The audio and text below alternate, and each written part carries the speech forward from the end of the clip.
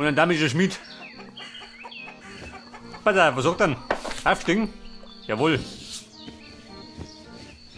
Meine Wendigkeit.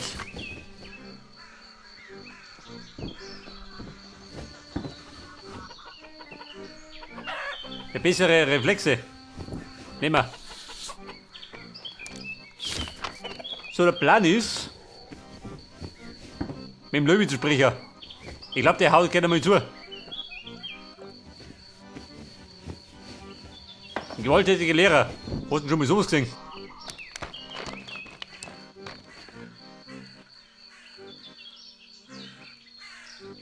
Der Löwe, wo wohnt der? Warte, das einer? Der Karten hat ja nichts auslesen.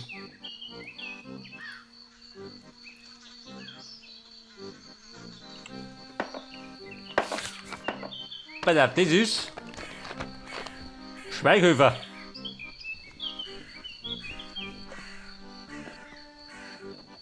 Wie schaut denn aus, darf ich stören? Sie sind der Stoderer. Wie ungünstig, dass gerade jetzt da sind. Bei uns ist zugegebenermaßen die Hölle los. Ein junger Mo lag tot auf der Straße und niemand soll was mit der Sache zum tun haben. Und dann ist da noch so ein Reiber namens Pascolini in der Gegend gesichtet worden. Gerade gestern sind wieder 2 Burschen angegangen worden. Wer das war, schwer zum sagen. Aber was bringt sie überhaupt zu uns? Kann ich ihnen irgendwie helfen? Achso, das ist der Doktor, oder wie?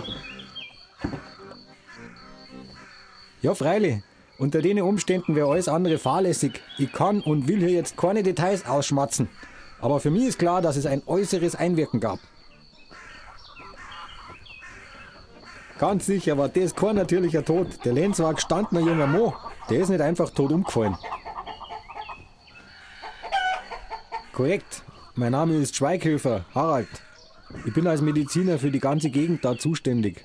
So eine hohe Dichte an Ärzten wie in der Stadt haben wir da nicht. Da muss man sich um ein paar mehr Dörfer kümmern. Viele Soldaten auf engem Raum, unfassbare hygienische Zustände, schlechte Versorgung mit Lebensmitteln und sauberem Trinkwasser, üble Verletzung. Da freut sich so ein Cholera. Aber was rede ich da? Ich will sie auch nicht langweilen. So, Kumpel, möchtest du zum Punkt kommen? Das habe ich mir gedacht.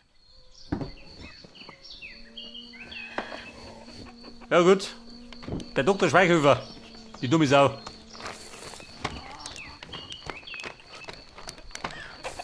Da gibt eine Bastelbank. Da kackern die Hähner. Ich geh lieber, bevor ich mitkackert.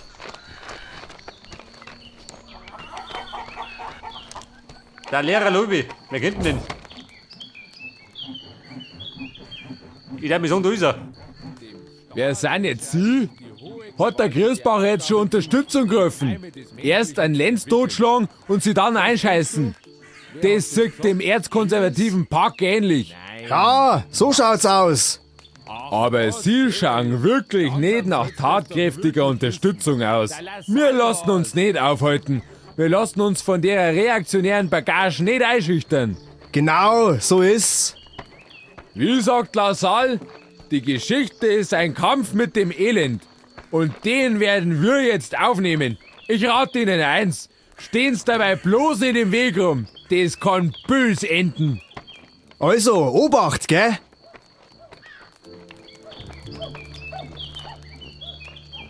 Und der Typ ist Lehrer? Oh, grundgültiger. So was losen die auf die Kinder los? Was mal, Lobi? Da deine Knarre? Du lieber gut. Komischer Lehrer. Der Müller. Das ist Müller. Ja, da sind's richtig. Brauchen Sie was? Weil ich kann Ihnen gerade nicht helfen. Wir müssen uns erst fertig beraten. Sie wissen ja, was da im Ort los ist. Wir müssen uns verteidigen. Einer wie, der braucht Information. Also bis hier keine Ruhe eingekehrt ist und wir wieder sicher sind, kann ich leider nichts arbeiten. Kommen's dann wieder. So, der Depp war schon mal nix. Lobi, bleib mir da.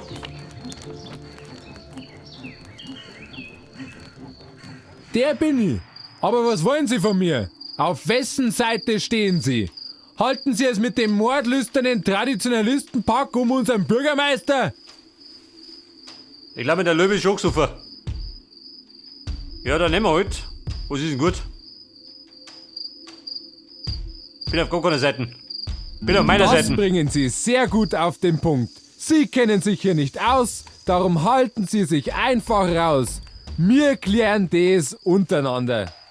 Mei, sei es wie es ist. Wie war Ihr Name gleich nochmal? Und was wollen Sie in Wolpertshofen? Ja, dann nehmen wir halt.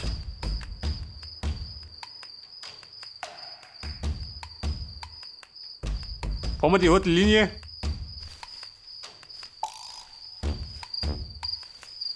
Ah, Nicht das. Sie wissen, was Sie wollen. Ja, Die rote Linie zirkt. soll mir recht sein. Ja, richtig. Sie wurden angekündigt. Mein Name ist Leubel. Corbinian Leubel. Ich bin der Lehrer da im Ort. Das mit Ihrem Bericht könnte gerade allerdings etwas schwierig werden. Sie haben sich einen zu äußerst ungünstigen Zeitpunkt ausgesucht.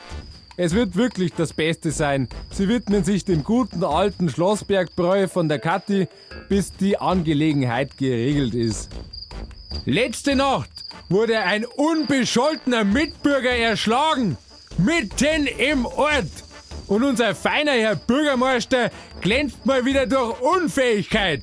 Hat der sie geschickt? So, mal steht drauf. Alter, wir nutzen mal die Informationen, die wir haben. In neutraler Position also. Das kann von Vorteil sein. Der Bürgermeister und diese Hans Wursten, die auf einmal für einen Bürgerwehr spielen. Erzkonservatives Pack. Abgesehen davon, dass der das überhaupt nicht darf. Wenn mich nicht alles täuscht, hat nur das Innenministerium die Befugnis dazu. Eben jenes Innenministerium, das auch Sie geschickt haben soll. Wissen Sie von dieser lachhaften Bürgerwehr? Haben Sie das zum Schluss noch selbst genehmigt? So einer sind Sie also. Scheiße, da haben wir nix. Arme Lenz. Der Lenz Glas. Der Sohn vom Schormeier draußen. Den haben's tot auf der Straße gefunden. Der Lenz war kein Schwächling. Der hätte sich schon zu wehren gewusst. Den muss wer hinterrücks niedergeschlagen haben. Und alle schweigen, aber nicht wir. Wie auch schon der Lassalle schon gesagt hat, dies ist die Macht des Aussprechens dessen, was ist. Das ist das gewaltigste politische Mittel. Niemand traut sich zu sagen, wer der Mörder ist. Aber nach dem, was an dem Abend passiert ist, braucht mir keiner von diesen Mitläufern irgendwas verzeihen. Nun sind wir zum Handeln gezwungen. Und jetzt sage ich Ihnen das zum letzten Mal. Mischen Sie sich nicht ein. Gehen Sie ins Wirtshaus und betrinken Sie sich. Wir werden das bald geregelt haben und dann können Sie Ihre Arbeit machen. Löwe hier zu, es gibt mal Schwachsinn. Alter, Weißwurst. Geht nur nicht. Ab Mittag ungenießbar. Also, dann kriegt die Scheißerei.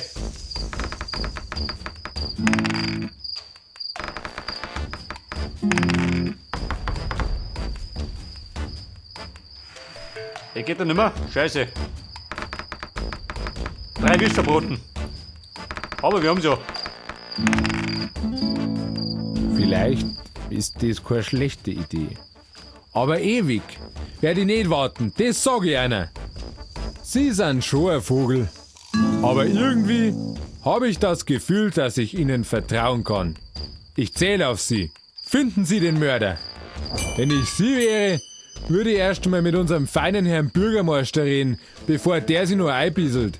Sagen Sie ihm ruhig, dass wir uns nicht verarschen lassen. Pass auf, die Weißwurst hab ich gekriegt. Ja, Streit hat's gegeben. Handfesten Streit. Mit unserem feinen Herr Bürgermeister und seine Arschneigrücher. Ich habe nur erzählt, welch Ungerechtigkeit überall herrscht. Denn, wie Lassalle sagte, ist und bleibt es immer die revolutionärste Tat, laut zu sagen, was ist. Aber die sind ja für vernünftige Argumente unempfänglich. Die haben einfach bloß Streik gesucht. Seitdem wir diesen unsäglichen Krieg gegen die Preußen verloren haben, sind alle auf der Suche nach einem Sündenbock. Und das sollen wir jetzt wohl sein. Naja, diejenigen hier im Ort, die mal über den Tellerrand hinausschauen. Alles, was nach Fortschritt riecht, wird in dem Kampf gleich zum Teufel gejagt. Verdammte Hinterwäldler!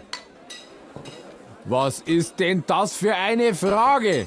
Natürlich ist keiner froh über unsere Niederlage. War vielleicht von Anfang an die falsche Idee, sich auf die Seite von Österreich zu stellen.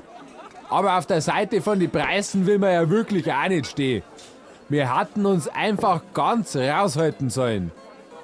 Aber spätestens, wo die Saupreußen bei Königgrätz gewonnen haben, war doch auch jedem klar, dass wir nicht auf der Gewinnerseite stehen. War mir ja alles herzlich scheißegal, wenn nicht wieder der kleine Depp seinen Kopf hier halten müsste, bloß weil die da oben Krieg spielen wollen. Seitdem ist die Stimmung im Keller und statt Ruhe geben muss man jetzt anscheinend Streit mit uns suchen. Und den Streit, den kennen die haben, wir geben ganz sicher nicht klein bei. Pass auf, wer könnte ein Mörder sein? Das ist doch völlig klar. Ganz sicher einer von denen. So eine Pleite wollten die sicher nicht auf sich sitzen lassen. Aber ich glaube nicht, dass das der Pfarrer selber war. Vielleicht der Alois. Aber ich mein, der Schorsch hat dem Lenz aufgelauert. Der wollte seine Revanche haben. Dann hat er ihm halt irgendwas über den Schädel gezogen. Der Schorsch hat ja kaum mehr laufen können. Wahrscheinlich hat er seine Kraft völlig unterschätzt. Da kann sowas schon passieren. Und jetzt muss er zur Verantwortung gezogen werden. Bloß, wer soll das machen? Der Polizist ist ja mal wieder Stravanzen, der Bürgermeister ist auch ein Spitzel von der Bagage. Also legen wir doch die Gerechtigkeit in die Hand des Volkes und handeln selbst. Wir sind vorbereitet. Wir werden den Schorsch selber konfrontieren. Und wenn die versuchen, sich uns in den Weg zu stellen, dann werden wir vor Gewalt auch nicht zurückschrecken. Ich hab meine Büchsen nicht um eine Sonnenstimme in Schuss gehalten. So, wie schaut denn aus mit den Einzelheiten? Wer anwesend war? Ja, mei, ich bin mit dem Schweighöfer, also dem Arzt, am Lenz und mit dem Hans Gürgel beieinander gesessen. Ein oder zwei Tisch weiter war unser Pfarrer Bayerle mit dem Schorsch und mit dem Alois. Wir haben uns ganz friedlich unterhalten und ein Bier getrunken, wo der Pfarrer mit seiner Litanei angefangen hat. Zuerst der Krieg und jetzt wir. Wir stören den Dorffrieden, hat er gesagt. Wir stiften Unfrieden und setzen den Leuten Flausen in den Kopf. Sowas eben. Da hat der Schweighöfer lediglich angemerkt, dass der Pfarrer vom echten Leben und erst recht vom Krieg gar keine Ahnung hat. Mit dem Geld von der Kirche, da kann man die Leute wirklich helfen. Aber das will ja, wie es ausschaut, keiner. Na, der hockt lieber gemütlich in seiner Pfarrei und der Rest ist ihm scheißegal. Der Bayerle hat nicht einmal darauf reagiert. Dafür ist der sich zu gut. Aber der Schorsch ist richtig sauer geworden. Hat sie vor uns aufgebaut und was von Platzverweis gelallt. Platzverweis, wie lächerlich. Da hat der Schweighöfer auch bloß lachen können. Das hat aber am Schorsch überhaupt gar nicht gefallen. Der hat ihm am Schlawittchen gepackt und hat ihn rausgezahlt. Der Lenz ist gleich dazwischen. Er und der Schorsch haben sogar ein bisschen Kraft. Der Lenz hat ein paar Mal ganz gut getroffen. Sehr gut sogar. Da hat der Schorsch schnell abgelassen und die ganze Bagage ist abgezogen. Geschieht denen sowas von recht. Ehrlich gesagt, haben wir danach nur richtig eingeglittert. Den kleinen Sieg, den wollten wir schon zelebrieren. Gegen halbe 11 haben wir uns dann vor dem Wirtshaus verabschiedet. Ich bin dann direkt heimgekatscht.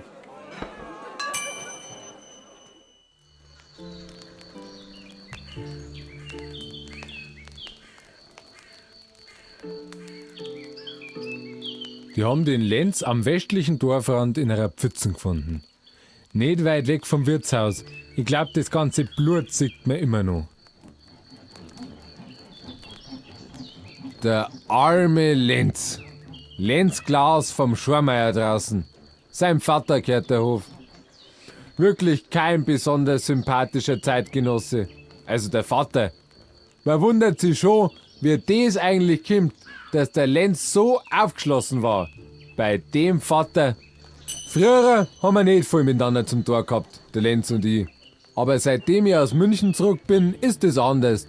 Wir haben uns oft über die Welt und über die Politik unterhalten. Er war immer für eine großdeutsche Lösung. Das habe ich nie verstanden. Aber er war trotzdem ein guter Freund. Und dann liegt er da, der Schlagen auf der Straße und jetzt aufgebaut auf dem Hof von seinem unerträglichen Vater. Diese verdammten Reaktionäre. Ja, bei seinem Vater auf dem Schormeierhof. Richtung Westen aus dem Dorf hinaus und ein ganzes Stück den Waldweg entlang. Da liegt der Hof.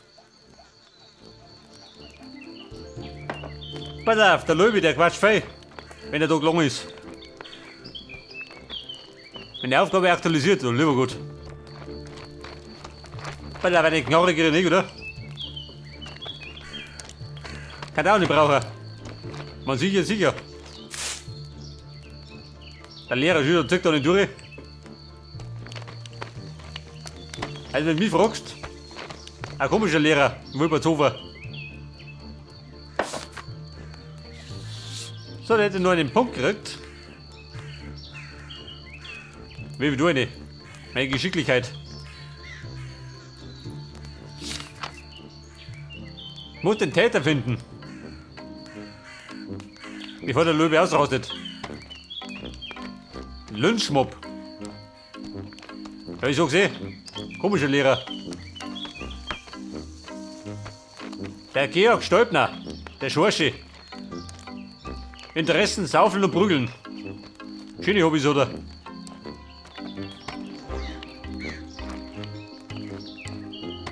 Und der Löwe glaubt, das ist der Täter.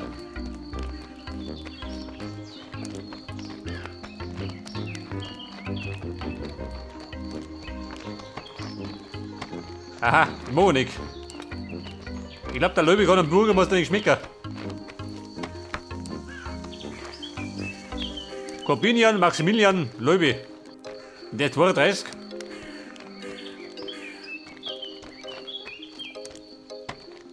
Im Opfer war er befreundet.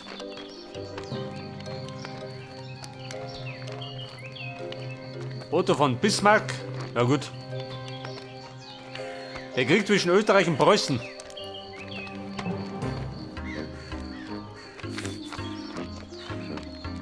Der Leichnam von Lenz.